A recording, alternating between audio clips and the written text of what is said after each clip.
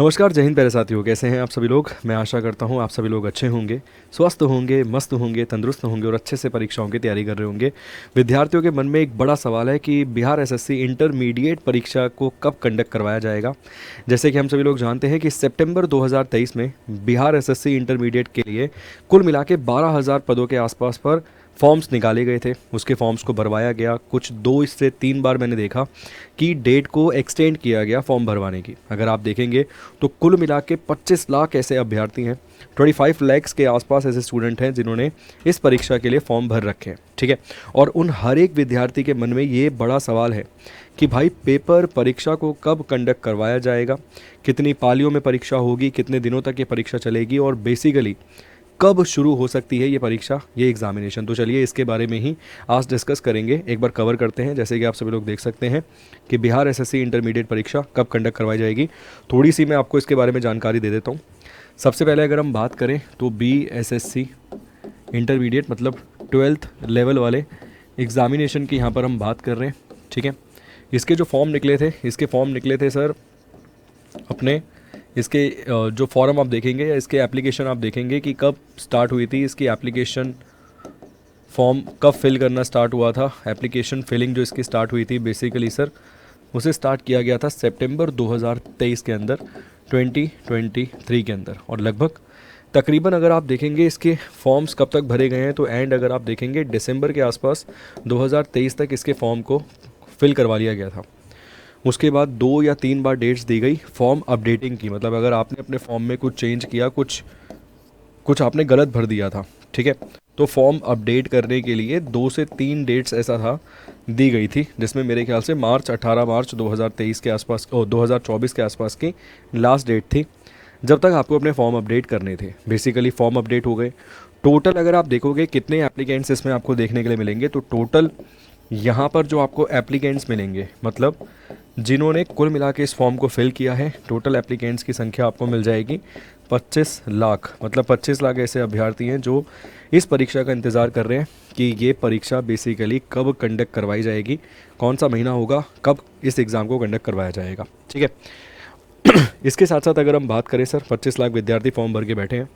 अब इसकी एग्ज़ामिनेशन अगर हम देखें या इसके एग्ज़ाम की डेट बेसिकली अगर हम यहाँ पर देखें कि इसकी एग्ज़ाम की डेट आपको कब देखने के लिए मिल सकती है, तो देखिए मैं हमेशा आपको कहता हूँ कि 2025 के अंदर 2025 के अंदर विधानसभा के चुनाव है बिहार के अंदर, और बिहार सरकार ने एक वादा किया था कि 10 लाख पदों पर लगभग भर्ती कराई जाएगी अगले, मतलब 2020 में बिहार सरकार ने ये वादा किया था।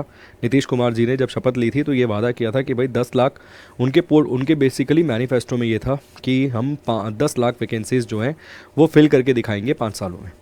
तो इसको पूरा करने के लिए, इस वादे को पूरा करने के लिए आप समझ सकते हैं कि एग्ज़ाम्स तो कंडक्ट करवाने ही होंगे। जैसे अगर आप देखेंगे कि बिहार जो अपना BPSC ट्री 3.0 था, एक बार कैंसिल हुआ, उसके एग्ज़ाम को भी कंडक्ट करवाया जा रहा है। 19, 20, 21, 22 जुलाई को ये परीक्षा कंडक्ट हो रही है और मोस्ट प्रोबेबली आप मान के चलिए, उम्मीद 100% के आसपास रखिए कि इस ही महीने के अंत तक, देखिए हम तो यही प्रार्थना करते हैं और बिहार सरकार से भी यही उम्मीद करते हैं कि जल्द ही इस डेट को अनाउंस किया जाएगा। और बहुत हद तक उम्मीद है, मैं फिर आपको कहूँगा कि 2025 के अंदर विधानसभा के चुनाव हैं, उससे पहले सरकार ये चाहती है कि ऐसा माहौल बनाया, मतलब बेसिकली जो भी उन्होंने वादा किया है उस वादे को वो पूरा कर दे, उस वादे को वो निभा दे। तो मोस्ट प्रोबेबली उम्मीद है कि जुलाई के सप्ताह में या जुलाई के अंतिम सप्ताह में इस परीक्षा की तिथि का ऐलान हो सकता है। और ये जो एग्ज़ाम है आपको अगस्त से लेकर सितंबर के महीने में देखने के लिए मिल सकते हैं। आप बोलोगे सर अभी तक तो मोस्ट प्रोबेबली आपने अगस्त ही बोला है। देखिए मैं अभी भी यही कह रहा हूँ कि परीक्षा अगस्त में ही कंडक्ट करवाई जा सकती है, मगर इतने सारे फॉर्म भरे गए हैं तो आप देखेंगे तो कई सारी शिफ्टों में बेसिकली कई सारे दिनों तक ये एग्ज़ाम चलेगा। लगभग मान के चलिए कि 10 से 12 दिन तक ये परीक्षा कंडक्ट करवाई जाएगी। बहुत बड़े स्केल पर ये एग्ज़ाम होगा क्योंकि 25 लाख बच्चों ने फॉर्म भरा है।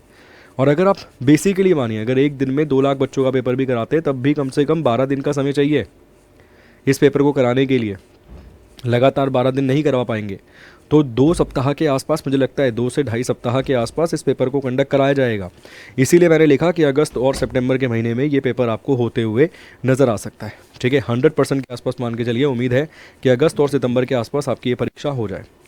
अब सवाल आता है कि सर अब आपकी प्रिपरेशन या अब आपकी तैयारी में आपको क्या करना चाहिए, किस तरीके से आपको चीज़ों को कवर करना चाहिए। तो देखिए, मैंने बीपीएससी टीचिंग ट्री 3.0 के लिए भी यही एक तरीका आपको बताया, उसके लिए भी यहीं पर वही तरीका सेम बताऊंगा लगभग, कि भाई मॉक टेस्ट को सॉल्व कीजिए। और मॉक टेस्ट को सॉल्व करते हुए देखिए टॉपिक्स, जैसे आपने हिस्ट्री देखी उसमें, आपने जियो देखी उसमें, आपने पॉलिटी देखी उसमें, उसमें अपना आपने साइंस देखी उसमें, आपने करंट देखे उसमें, स्टैटिक देखी, उनके टॉपिक्स देख रहे हैं। मान लीजिए हिस्ट्री से एक पेपर में 3 क्वेश्चन थे, 4 क्वेश्चन थे, अब आपको 3 नहीं आते थे, 1 आता था, और आपने क्या किया, इन तीनों को रट लिया। भाई इन तीनों को तुमने रट लिया, मगर ये 3 क्वेश्चन एज इट इज़ थोड़ी रिपीट हो जाएंगे पेपर में।